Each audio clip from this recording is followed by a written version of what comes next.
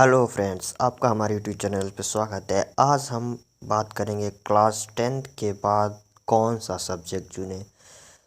Class 10th पास करते ही सभी के मन में यह प्रश्न ज़रूर उठता होगा कि हम क्लास 10th पास करने के बाद कौन से विषय चुनें, हमारे लिए कौन सा विषय आसान रहेगा, कौन सा विषय कठिन रहेगा। ये चयन करना उन सभी स्टूडेंट के लिए बहुत ही मुश्किल होता है। जैसे ही आप 12th 11th और 12th में आगे उच्च क्लास के लिए जाते हैं तो वहाँ पे आपको डिसीज़न लेना होता है कि कौन सा विषय हमारे लिए बेहद अच्छा होगा। तो हम बात करेंगे इस वीडियो में, आपको पूरी तरीके से बताएंगे कि कौन सा विषय चुनें, कौन सा विषय न चुनें, कौन से विषय में कितने करियर अपॉर्चुनिटीज़ हैं और कौन से विषयों में आपको ज़्यादा पैसा मिल सकता है। तो बने रहिए हमारे वीडियो में, हम पूरे बताएंगे। सबसे पहले तो हम बता दें कि अगर आप 3 विषय होते हैं लेने के लिए, एक साइंस स्ट्रीम होता है, कॉमर्स स्ट्रीम होता है, आर्ट्स स्ट्रीम होते हैं। तो बहुत सारे बच्चे जो होते हैं उनका बड़े होकर सपना बन होता है कि हम इंजीनियरिंग में जाएं या फिर डॉक्टरी करें या फिर टेक्निकल इश्यूज़ में जाएं। तो उन सभी बच्चों के लिए एक साइंस का बहुत ज़्यादा ऑप्शंस उपलब्ध रहता है, तो वे साइंस की ओर रुख करते हैं। अगर आप अपने मार्कशीट के आधार पर विषयों का चयन करते हैं तो ये बहुत ही आपके लिए गलत होगा, क्योंकि मार्कशीट हमें अपने विषयों को रुचि प्रदान नहीं करती, बल्कि हमें अपने विषयों में इंटरेस्ट कितना है, हमें आगे चल के क्या करना है, ये आपके दिमाग में पहले से ही तय होना चाहिए। जैसे आपको डॉक्टर या फिर इंजीनियर या फिर कोई आर्टिस्ट बनना है, या फिर आपको सीए में जॉब करनी है, या फिर आपको गवर्नमेंट्स जॉब में जाने हैं, या फिर आपको प्राइवेट सेक्टर में ही काम करने हैं। तो ये सभी चीज़ें आपके दिमाग में होना बहुत ज़रूरी है, क्योंकि इसी से आपके फ्यूचर तय होते हैं, इसी से आप अपने नींव को मजबूत करते हैं। अभी तक तो आपने 10th तक जो पढ़ा वो बेसिक्स लेवल के थे, और 10th के बाद एक आपको रूट मिलता है जो कि आप अपने ज़िंदगी को बदल देते हैं। जिस प्रकार से अगर आप यहीं पे गलती कर देंगे तो आप अपने ज़िंदगी में और आप अपने आगे के स्टडीज़ के लिए बहुत मुश्किल आ सकती है।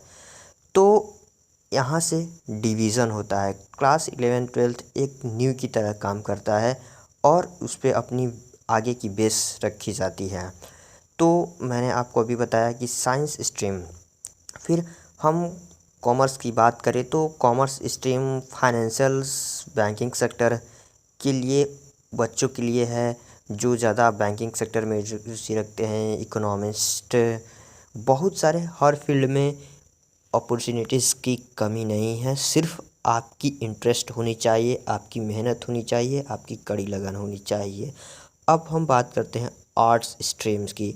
तो आर्ट्स स्ट्रीम में जो होते हैं, आप कलाकार बन सकते हैं, प्रोफेशनल ट्रेनर बन सकते हैं, आर्टिस्ट बन सकते हैं। इस फील्ड में भी करियर अपॉर्चुनिटी है। आप चाहें तो बीए करके आप किसी भी गवर्नमेंट्स जॉब की तैयारी कर सकते हैं।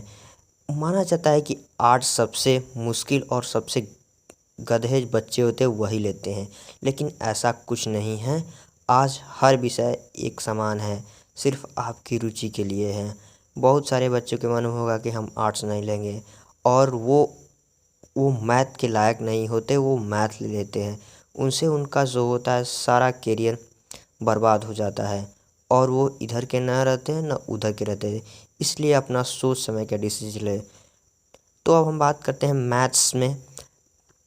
मैथ्स जो होता है वो साइंस का स्ट्रीम होता है। आप मैथ सब्जेक्ट का चयन करते हैं तो आप इंजीनियरिंग के लिए जाते हैं, और आप बायो सेक्शन का जो चयन करते हैं वो आप एम्स के लिए या फिर नीट आप डॉक्टर के लिए जाते हैं, आप फार्मेसी सेक्टर में जा सकते हैं। तो अगर आप या फिर दोनों सेक्टर में जाना चाहते हैं तो आपके लिए ऑप्शन आते हैं। बायो के साथ आप मैथ ले सकते हैं, तो आप चाहें तो मेडिकल सेक्टर में जा सकते हैं या फिर इंजीनियरिंग सेक्टर में जा सकते हैं। तो एक बेनिफिशियल्स पॉइंट होते हैं।